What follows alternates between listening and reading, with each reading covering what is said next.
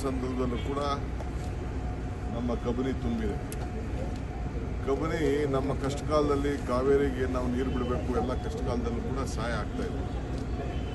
ನಮ್ಮ MLA ಅವರು ಸ್ವಲ್ಪ ಏರಿಯಾನ ಎಕ್ಸ್ಟೆಂಡ್ ಮಾಡಬೇಕು ಅಂತ ಕೂಡ ಒಂದು ಪ್ರಸ್ತಾವನೆ ಕೊಟ್ಟಿದ್ದಾರೆ. ಮೊನ್ನೆ ನಾವು ಕ್ಯಾಬಿನೆಟ್ನಲ್ಲಿ 35 ಕೋಟಿ ರೂಪಾಯಿ ಅಷ್ಟು ವೆಚ್ಚದ ಕೆಲವು ಅಭಿವೃದ್ಧಿ ಕೆಲಸಕ್ಕೆ ನಾವು ಈಗಾಗಲೇ ತೆಗೆದುಕೊಂಡಿದ್ದೇವೆ ನಮ್ಮ ಮಹದೇಶ್ವರ ಬೆಟ್ಟದ ಕ್ಯಾಬಿನೆಟ್ನಲ್ಲಿ. ಇನ್ನು 50 ವರ್ಷ ಆಗಿದೆ ಈ ಡ್ಯಾಮ್ಗೆ, ಸುಮಾರು 15 ವರ್ಷ ಆಯಿತು ಅದಕ್ಕೆ, 59ರಿಂದ 74ರವರೆಗೆ ಅದನ್ನು ಕನ್ಸ್ಟ್ರಕ್ಟ್ ಮಾಡೋಕ್ಕೆ.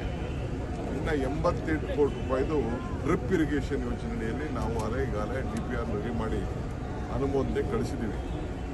ಇಡೀ ರಾಜ್ಯದಲ್ಲೇ ನಮ್ಮ ಟೆಕ್ನಿಕಲ್ ಟೀಮು ಎಲ್ಲ ಡ್ಯಾಮ್ಗಳು ಕೂಡ ಸೇಫ್ಟಿಗೋಸ್ಕರ, ಯಾವಾಗ ನಮ್ಮದು ಇದ್ರದ್ದು ತುಂಗಭದ್ರದು ಸ್ವಲ್ಪ ಒಂದು ಗೇಟ್ ಎಡ್ವರ್ಟ್ ಆಯಿತು, ಆ ದೃಷ್ಟಿಯಿಂದ ಇಡೀ ರಾಜ್ಯದ ಎಲ್ಲ ಡ್ಯಾಮ್ಗಳಿಗೂ ಕೂಡ ನಾವು ಒಂದು ಟೆಕ್ನಿಕಲ್ ರಿಪೋರ್ಟ್ಗೆ ಒಂದು ಡ್ಯಾಮ್ ಸೇಫ್ಟಿಗೋಸ್ಕರ ನಾವು ಕಳಿಸ್ಕೊಟ್ಟಿದ್ವಿ. ಇದನ್ನು ಕೂಡ 88 ಕೋಟಿ ರೂಪಾಯಿ ಒಂದು DPR ತಯಾರಾಗಿದೆ. ಅವ್ರು ಕೊಟ್ಟ ತಕ್ಷಣ ಏನೇ ಕೆಲಸ ಇದ್ದರೆ ಬೇರೆ ಕೆಲಸ ಎಲ್ಲ ನಿಲ್ಲಿಸ್ಬಿಟ್ಟು ನಾವು ಈ ಯೋಜನೆಗಳನ್ನು ತೆಗೆದುಕೊಳ್ಬೇಕು ಅಂತ ನಮ್ಮ ಸರ್ಕಾರ ತೀರ್ಮಾನ ಮಾಡಿದೆ. ಆದ್ದರಿಂದ ಜೊತೆಗೆ ಚಿಕ್ಕಮಗಳೂರು ಇದನ್ನು PPPಲಿ ಈಗ ಇನ್ನೊಂದ್ಸತಿ ಟೆಂಡರ್ ಕರಿಬೇಕು ಅಂತ ಹೇಳಿದ್ದಾರೆ. ಈ ಗಾರ್ಡನ್ ಎಲ್ಲ ಸ್ವಲ್ಪ ಉತ್ತೇಜನ ಮಾಡಲಿಕ್ಕೆ ಯಾರಾದ್ರು ಬಂದರೆ ನಾವು ಅವಕಾಶ ಕೊಡಲಿಕ್ಕೆ ನಾವು ಸಿದ್ಧವಾಗಿದ್ದೀವಿ. ಕಬಿನಿ ಉತ್ಸವ ಮಾಡಬೇಕು ಅನ್ನುವಂಥ, ಯಾಕಂದರೆ 50 ವರ್ಷ ಆಗಿದೆ ಡ್ಯಾಮ್.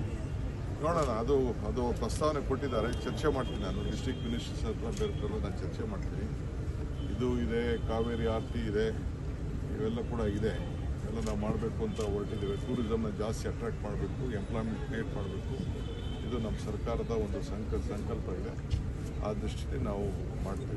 ಬಟಾನಿಕಲ್ ಗಾರ್ಡನ್ ಮಾದರಿಯಲ್ಲಿ ಮಾಡಬೇಕು ಅಂತೇಳಿ ಆಲ್ರೆಡಿ ಎಲ್ಲ ಆಗಿದೆ ಸರ್. ನದಿಗುದಿ ಅಂತಂದ್ರೆ ಬಂಡವಾಳ ಹಾಕೋರು ಬರಬೇಕು, ಸರ್ಕಾರದಿಂದ ಹಾಕಬೇಕು. ಫಸ್ಟು ನಾವು ಪ್ರಯಾರಿಟಿ ನೀರನ್ನು ಸರಿಯಾದ ರೀತಿ ಬಳಕೆ ಆಗಬೇಕು, ಡ್ಯಾಮ್ ಸೇಫ್ಟಿ ವಿಚಾರಕ್ಕೆ ನಾವು ಮಾಡ್ತಾ ಇದ್ದೀವಿ. ಸರ್, ನೀವು ನಿನ್ನೆ ಡೆಲ್ಲಿಗೆ ಹೋಗಿದ್ದ ವಿಚಾರ ಬಹಳ ದೊಡ್ಡ ಮಟ್ಟದಲ್ಲಿ ಚರ್ಚೆ ಆಗ್ತಾ ಇದೆ. ದಿಢೀರ್ನೆ DK ಶಿವಕುಮಾರ್ ಡೆಲ್ಲಿಗೆ ನಾನು ಚೀಫ್ ಮಿನಿಸ್ಟರ್ಗೂ ನಮ್ಮ ಇವ್ರಿಗೂ ಕೂಡ ನಾನು ಹೇಳಿದೆ, ನನಗೆ ಎಮರ್ಜೆನ್ಸಿ ಬೇರೆ ಮೊದಲೇ ಪ್ರೋಗ್ರಾಮ್ ನನಗೆ ಟೈಮಿಂಗ್ ಫಿಕ್ಸ್ ಆಗಿತ್ತು, ಅದಕ್ಕೆ ನಾನು ಭಾಷಣ ಮಾಡಿಬಿಟ್ಟು ನಾನು ಹೊರಟೆ.